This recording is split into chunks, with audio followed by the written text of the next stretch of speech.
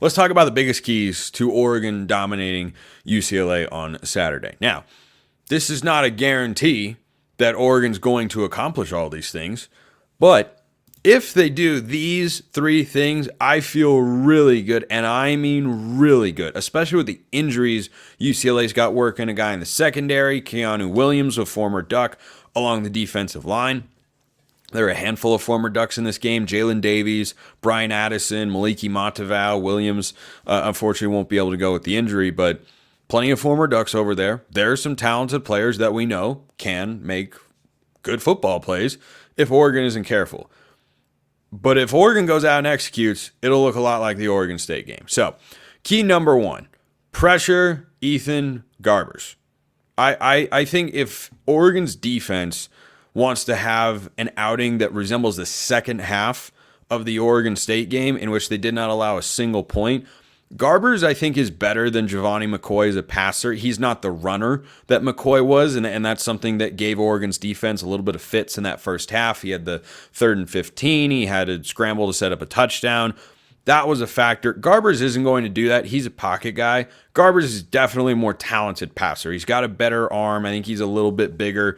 But, when he throws the ball down the field, he can complete some high-level throws. He doesn't do it consistently, but his overall lack of mobility is what limits him as a quarterback. If you don't give him sufficient protection, he's not going to make a play in a way that kills you. He's not going to be a Cam Ward type or a Caleb Williams or, list end. Heck, Aiden Childs next week against Michigan State. Really good athlete, moves incredibly well, and has a huge arm. Garber needs time from the pocket. But if you don't pressure him, make no mistake about it, Ethan Garbers can hurt you. We talked yesterday with Zach Anderson, Yoxheimer of Locked On UCLA. This receiving core, no joke. They got 3 guys, one of whom you might remember from his days at Cal, J. Michael Sturdivant, who isn't even their number 1 guy this year. They have got some receivers that he can throw the football to. Maliki Matavao, we know he's a very capable tight end. They have another guy, I think, who's solid as well. If you don't pressure Ethan Garbers, he can slice and dice you a little bit. He can read a defense all right, but he can make some big-time throws. So if you pressure him, I think that disrupts what they want to do offensively, and they've had a tendency to not lean on the run. Even though they have a couple of good running backs, I don't think their offensive line can really hold up in the run game the way that Bruins fans might want it to, and Eric Bieniemy has always been more of a pass-happy guy. And what's the best way to disrupt a passing attack? Disrupt the timing and rhythm of the quarterback. So pressuring Ethan Garbers, I think if you do that, Oregon can hold UCLA to 10 points or frankly fewer if they play well. I think that is possible if they accomplish that. Key number 2, and this is one that goes both ways, win the line of scrimmage. UCLA is trying to figure things out along their offensive line. They lost a starter in Keanu Williams. Along the defensive line. Just had a flicker of a light in here, and I'm really glad the power didn't go out. I would have had to start this whole show over. That would have been a disaster area. Anyway, so win the line of scrimmage. If Oregon wins the line of scrimmage, I don't think this UCLA defense has got the horses to stop what Oregon wants to do. With the receivers and the running backs, I think you could see maybe not 7.5 yards a carry like they had against Oregon State last week. It could be in the 6 to 7 range, though, as a team. And individually, I wouldn't be surprised if Jordan James has a game where he, goes for 120 and averages 8 to 9 yards a carry. I wouldn't be surprised if Noah Whittington breaks another long touchdown run. I think this offensive line has found its groove, and they're going to be well rested. UCLA had to play last week. Oregon did not. I don't know that it's game-changing. It certainly does help that you're going to be fresh, even though you're not working in Matthew Bedford, who's coming back from an injury and hopefully gets a chance to play at some point this year.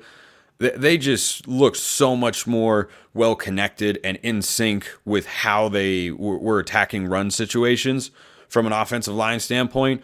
And once you give Jordan James or Noah Whittington, or if Kenyon Sadiq has got the football, or Dylan Gabriel, whoever's running with the ball, you give them lanes, they're going to make plays. So you win the line of scrimmage, and UCLA's defense is not going to be able to stop this Oregon offense. And on the other side, it plays into key number 1. They don't really want to run the football, even though Keegan Jones and TJ Harden are a good couple of backs. You win the line of scrimmage and pressure Ethan Garbers. I don't think they're going to have a lot offensively because I don't think their running game is, to the point where they can lean on it. Like they have to move the ball through the air. That's what they were doing against LSU, and they hit some downfield shots. They had a couple back shoulder throws down the field that were really, really good. But I think that if Oregon wins the line of scrimmage, that contributes to a big victory and getting Dante Moore a little bit of run. And then lastly, protect the football. Now, you could have this as a key to victory in literally any football game, right? This is somewhat of a generic one, but there are always keys that you can, put in as vital going into a given matchup, no matter who's playing, right? Do X, do Y, do Z. I think something that I thought about, but is more a key for UCLA than it is for Oregon, is getting off to a hot start. If the Bruins go down and score a touchdown in their first drive and lead 7-0, I'm not worried at that point in time. But that's what UCLA needs. Does Oregon need to get off to a strong start? No. Would you like them to? Of course. What they need to do is protect the football because this UCLA team is outmatched on paper. So when you're going up against a team that is outmatched talent-wise across the board, what do you need to do to capitalize on that advantage? Don't give them any breaks. Don't give them an opportunity to create an explosive play or to create a play that gets the crowd back into it. Like if you have a 17-7 lead and turn the football over, or, think of the Boise State game, which had a couple of different moments that could have swung it in Oregon's favor. One of them was the Patrick Herbert fumble. If he doesn't fumble, does Oregon go down and at least kick a field goal, if not score a touchdown, and take a 2-possession lead? And that game has a completely different tone and tenor. Same thing in the Idaho game. Driving down the field, 14-0 lead. Not a great offensive first half, but if you go down and score a touchdown or get a field goal, you have a 3-possession lead going into the break, and suddenly that game, I think, plays out a lot differently. But fumbles derailed those drives and allowed the game to swing back to a team that shouldn't have been able to play with Oregon. So I think if you protect the football, as they did against Oregon State, that's what this offense can be. It's Gabriel spreading the ball around, getting it out on time, delivering it accurately. He's over 80% completion on the year, which is insane. I mean, absolutely insane. What was his first 15 passes in a row against Oregon State? I don't care who you're throwing the football to or how open they are. That's really impressive.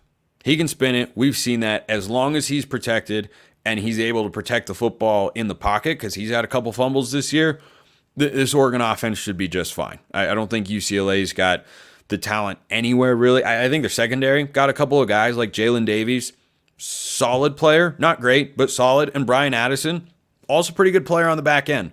So, and, he can fly around, he can hit guys, he can cover, he can make plays on the ball in the air. So I think if Oregon does those three things, pressure Ethan Garbers, win the line of scrimmage, protect the football, I think this one gets away from UCLA, and it feels for the Bruins a lot like the Indiana game, which was a final score of 42-13. I would have my score prediction on today's show. That's going to be on tomorrow's show.